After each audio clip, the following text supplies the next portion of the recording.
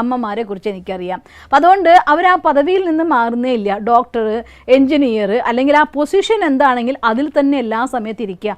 അവരുടെ ഫാമിലിയുള്ളിൽ ഹാപ്പിനെസ് ഉണ്ടാവില്ല. കാരണം ആ പദവിയോട് ഒരാളും റിലേഷൻ ക്രിയേറ്റ് ചെയ്യാൻ പറ്റില്ല, മനുഷ്യനോട് റിലേഷൻ ക്രിയേറ്റ് ചെയ്യാൻ പറ്റുള്ളൂ. അപ്പം അതുകൊണ്ട് സ്നേഹം പദവിയോടായി പോയി കഴിഞ്ഞാൽ അതൊരു മനുഷ്യൻ്റെ ക്രോധത്തിൻ്റെ കാരണമായി മാറും. അവർക്കും അവരുടെ ഈഗോ അല്ലെങ്കിൽ അവരുടെ മോഹത്തിന് ജയിക്കാനായിട്ട് സാധ്യമല്ല. പിന്നെ സ്നേഹം മറ്റുള്ളവരുടെ ദേഹത്തിനോടാവുമ്പോൾ അതിന് അറ്റാച്ച്മെൻറ്റ് എന്ന് പറയുക. എന്താ അറ്റാച്ച്മെൻറ്റും സ്നേഹവും തമ്മിലുള്ള വ്യത്യാസം? സ്നേഹത്തിൻ്റെ ഒറിജിനൽ ഫോം ആദരവാണ്. ഇപ്പോൾ ഒരു റിലേഷൻ്റെ ഉള്ളിൽ എനിക്ക് അവരോട് ആദരവ്, അവർക്ക് എന്നോട് ആദരവാണ് എങ്കിൽ തീർച്ചയായിട്ടും അത് സ്നേഹത്തിൻ്റെ പ്യൂറസ്റ്റ് ഫോമാണ്.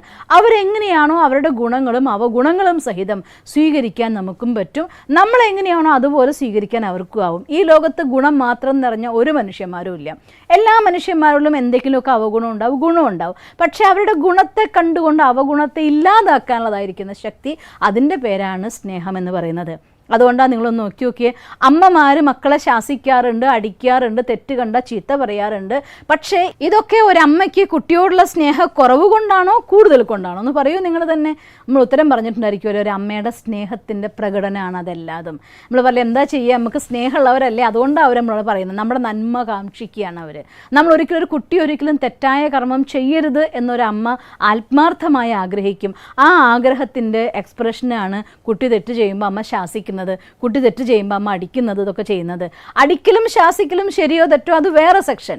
പക്ഷേ ആ അമ്മ എന്തുകൊണ്ടത് ചെയ്തു എന്ന് ചോദിച്ചാൽ, എൻ്റെ കുഞ്ഞിന് വേണ്ടി എത്ര ദിവസം വേണമെങ്കിൽ ഉറക്കൊഴിക്കാൻ, എൻ്റെ കുഞ്ഞിനെ സംരക്ഷിക്കാൻ വേണ്ടി എവിടേക്ക് വേണമെങ്കിൽ പോകാൻ ഒരമ്മ തയ്യാറാവും. ശാരീരികമായിട്ടുള്ള എല്ലാ ലിമിറ്റേഷൻസിനും ഉപരിയായി പറക്കാൻ ഒരമ്മ തയ്യാറാവുന്നു. എന്തുകൊണ്ടാണ്? സ്നേഹം അതിൻ്റെ ഒറിജിനൽ ഫോമിലാണ്. എൻ്റെ കുട്ടിയാണ്, അവനെനിക്ക് സംരക്ഷിച്ചേ പറ്റൂ. അവൻ്റെ ഡെവലപ്മെൻറ്റ്, അവന് പഠിക്കാൻ എന്താ വേണ്ടേ ആ സപ്പോർട്ട് ചെയ്തു കൊടുക്കാൻ, അവൻ ഏത് ലെവലിലാണ് വരണ്ടേ ആ ലെവലിൽ ഉയർത്തിയെടുക്കാൻ, അതിൻ്റെ പേരാണ് സ്നേഹം.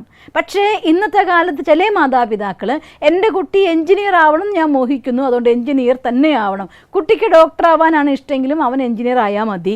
കുട്ടിക്ക് വക്കീലാവാനായിരിക്കും ഇഷ്ടം, ഇവൻ എൻജിനീയർ ആയാൽ മതി. ഈ രീതിയിൽ അച്ഛനും അമ്മയും അടിച്ചേൽപ്പിച്ചപ്പോൾ ആ സ്നേഹത്തിന് പകരം മോഹമായി മാറി. അതിൻ്റെ പ്രതിഫലനമാണ് ഇന്ന് നമ്മൾ ലോകത്ത് കണ്ടുകൊണ്ടിരിക്കുന്നത്. മാതാപിതാക്കളും മക്കളും തമ്മിൽ ടീനേജേഴ്സായി കഴിയുമ്പോൾ അകന്നകന്നു പോയിക്കൊണ്ടിരിക്കുന്നതിൻ്റെ കാരണം എന്തുകൊണ്ടാണ്? അവിടെ സ്നേഹത്തിന് പകരം മോഹമാകുന്നു, അത് സുഖത്തിന് പകരം ബന്ധനമായിട്ട് മാറുന്നതുകൊണ്ടാണ്. അതുകൊണ്ട് സ്നേഹം മറ്റൊരാളുടെ ദേഹത്തിനോടാകരുത്, ഒരാത്മാവിന് മറ്റൊരാത്മാവിനോട്. ഒരു പേഴ്സണാലിറ്റിക്ക് മറ്റൊരു പേഴ്സണാലിറ്റിയോട് സ്നേഹമാവാം. അവിടെയും പേഴ്സണാലിറ്റി അഡിക്ഷൻസിലേക്ക് നമ്മൾ പോകരുത്.